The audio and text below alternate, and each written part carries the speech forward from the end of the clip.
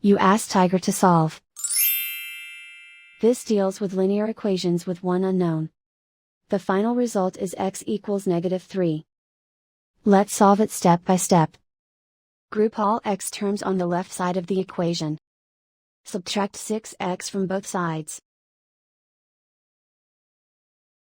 Group like terms.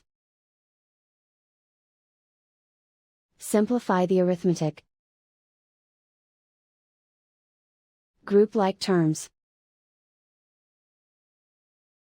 Simplify the arithmetic.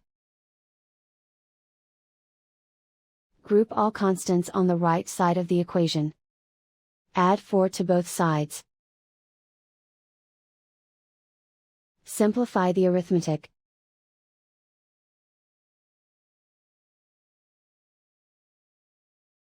Isolate the x.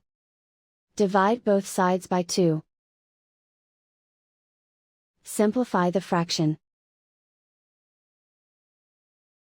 Find the greatest common factor of the numerator and denominator.